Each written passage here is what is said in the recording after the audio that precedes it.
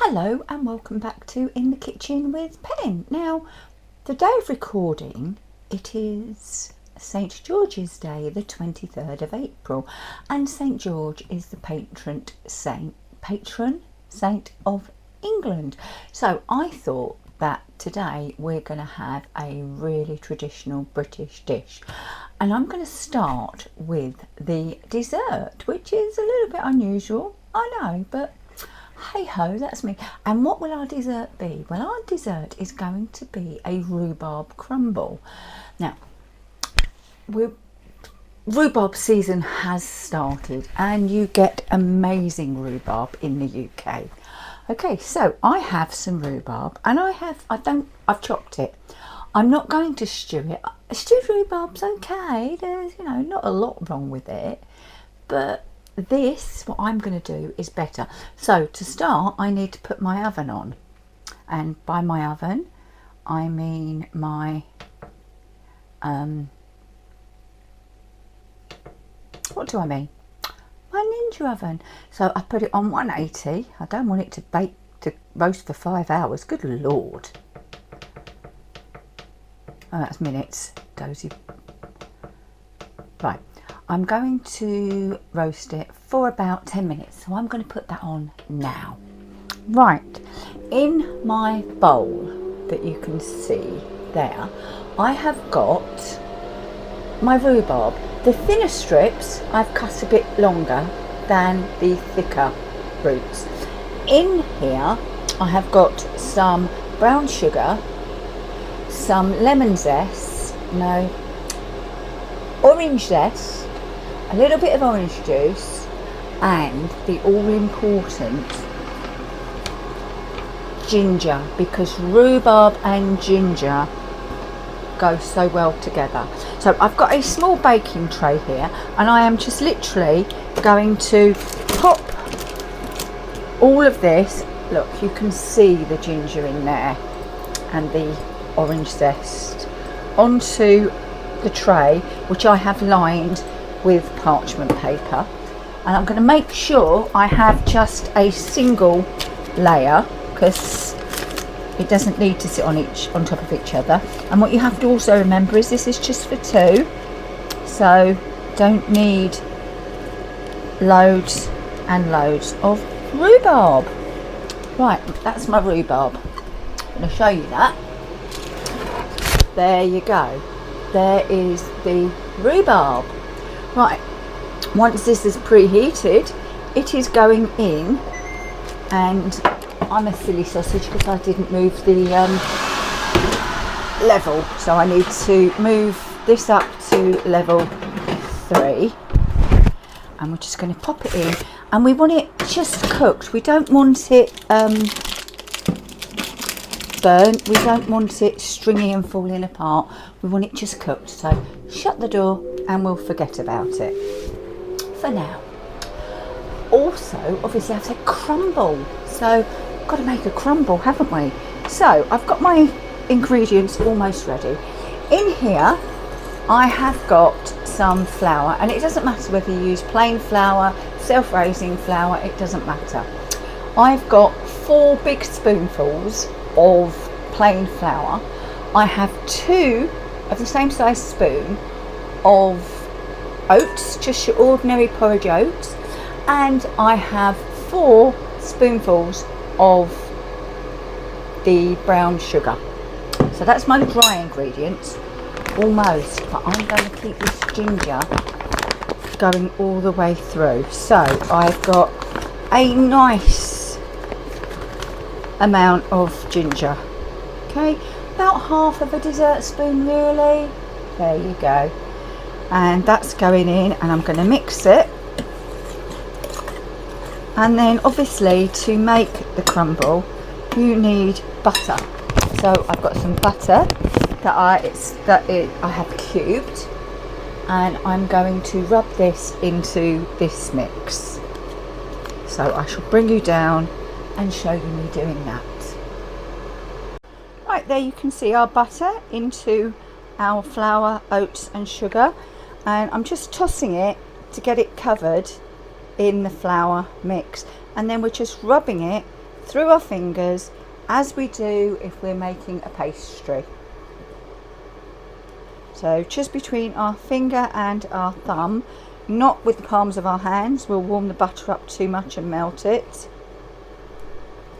So just get it all together, bring it up and just push through your fingers like so. And also you can see the rhubarb is in the oven cooking.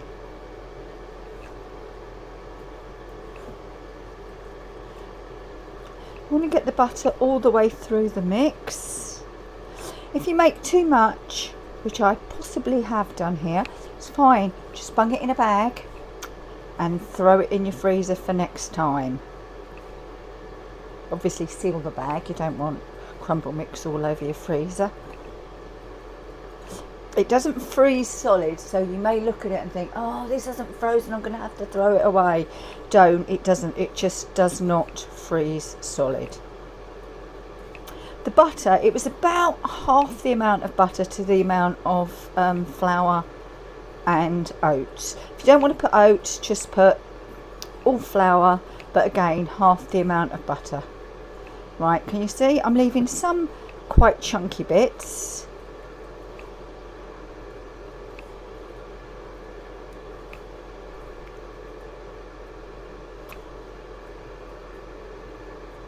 Put the rest like that is done.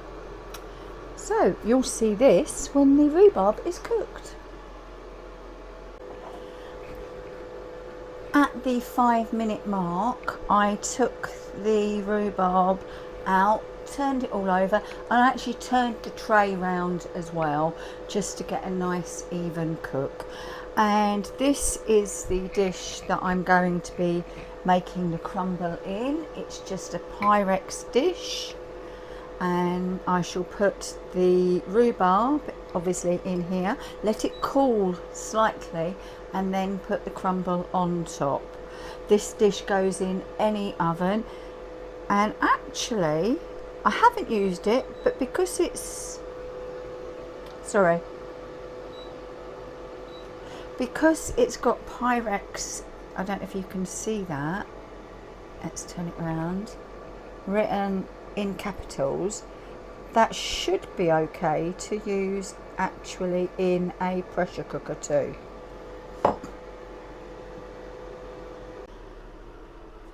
Literally just this second finished.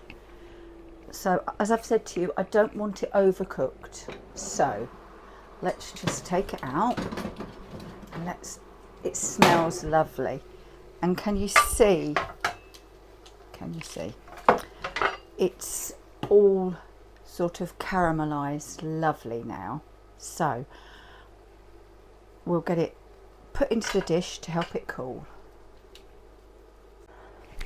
Right, there's our rhubarb, and you can see it is soft, but it's not stringy.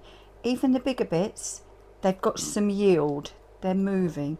So I am just popping them all into the dish.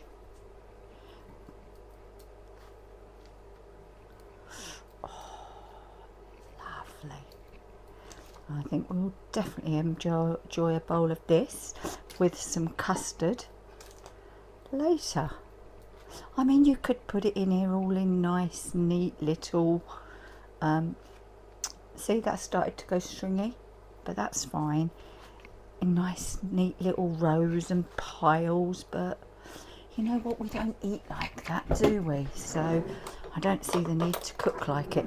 And I'm just going to get, look how sticky.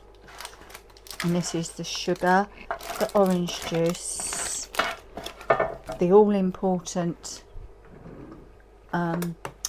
ginger, and the orange zest. Poor old Steve, I had to say to him, do you fancy an orange? He's like looking at me. I said, well, I need some of the zest. So it helps get some vitamin C into him, doesn't it? Right. That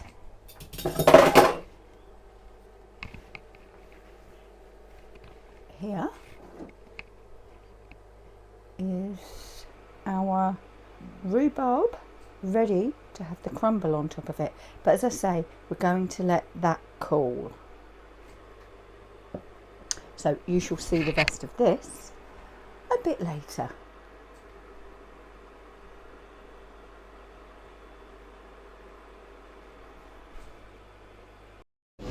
Hi, well, it's later in the day. It's a lot later, to be quite honest. Dinner was amazing and couldn't move for a while, so we're just going to have the rhubarb crumble. I've had it in the Ginger 10-in-1 at 180C for about 19 minutes now. So let's just take a quick squeeze. Oh yes, there we go. It's all bubbly and delicious. So that's in there. I'm going to let it go another couple of minutes. And I've made custard, and it's actually another great way to try out these pans. And not too lumpy. No, there's no lumps. But more importantly, it hasn't stuck. So I've got my bowls ready. And let's just take this down. Go, give it another minute, keep stirring this custard. I mean, it is cooked. To tell when a custard is cooked, I have told you this, I have shown you this, but you get a wooden spoon and you coat the back of the wooden spoon, okay? So the wooden spoon has been in custard, and if you can go like this, you've got cast iron hands. No, but if you can go like that, and that's nice, and it stays apart, that means your custard is pourable and ready to go. So I'm not putting that back in. I'm not going to put it in my bottle.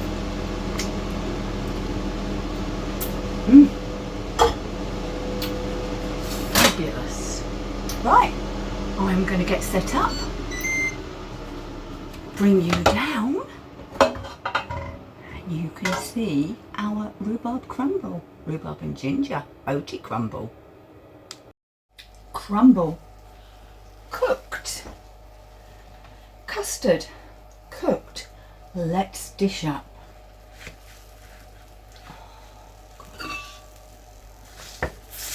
You can you hear that? That's how hot this actually is. Oh. There is no real way to serve up this crumble with any finesse. In the past, yes, I have used a egg ring and I've cut out bits, but that's usually when I'm, you know, just taking photos so I can be a little bit messy and you don't see it. But this time I'm probably being a bit messy and you can see every single thing that's going on. Right.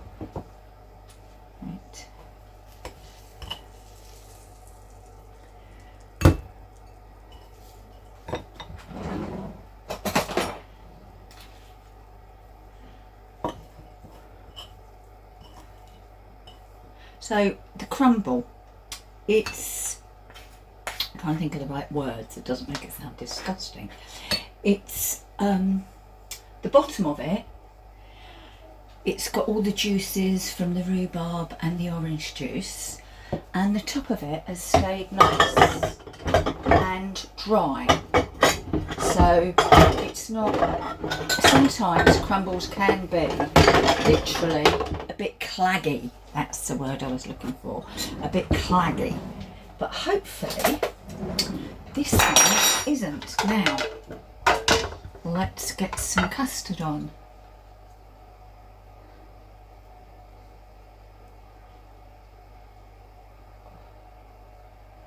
I might save a bit of this custard for, no I won't, there's not enough. I was thinking of saving some to do a rhubarb and custard. But they're really...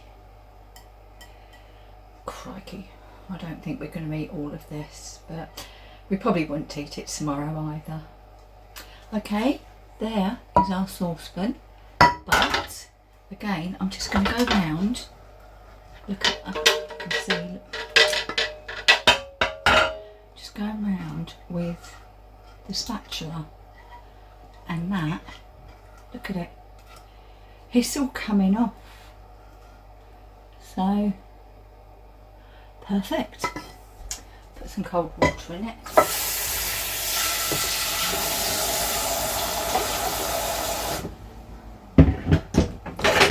Well, there we have 2 bowls of rhubarb and custard. Now you know what I'm going to say. One's going through to Steve. Yep. And then we'll taste the other. Right then, a bowl of rhubarb crumble and custard. So let's taste some of the crumble itself. Just the crumble. There's a tiny bit of custard there, but basically it's just the crumble on its own.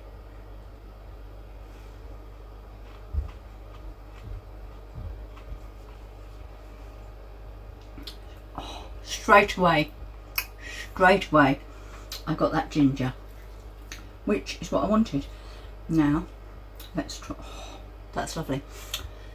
Some rhubarb. Remember, I didn't want it stewed before I cooked it, before I put it into the crumble. So.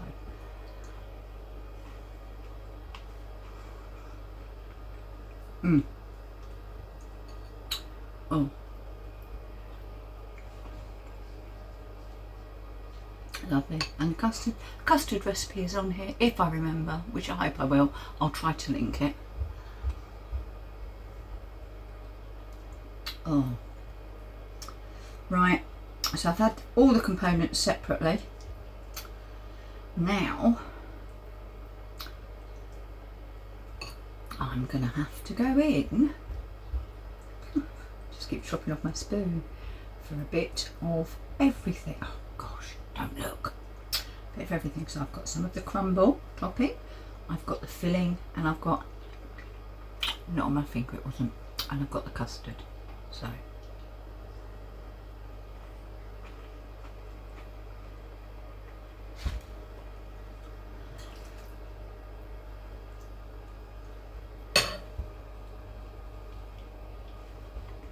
absolutely gorgeous.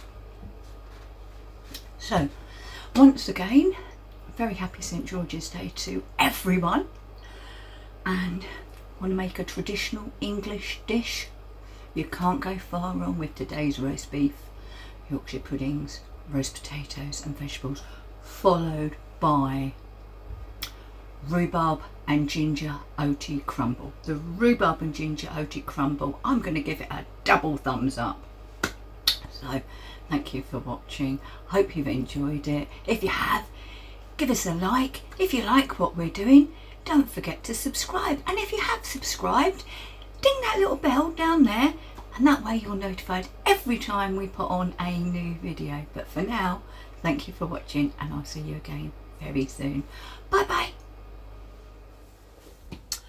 Thank you for watching this edition of In the Kitchen with Pen and sometimes Steve. If you'd like to see more of our cooking and review videos, then click here. But if you'd really like to help the channel grow and subscribe, please click here. Thanks for watching. See you soon. Bye bye. Oh yes. Keep cooking. Right, send that to me.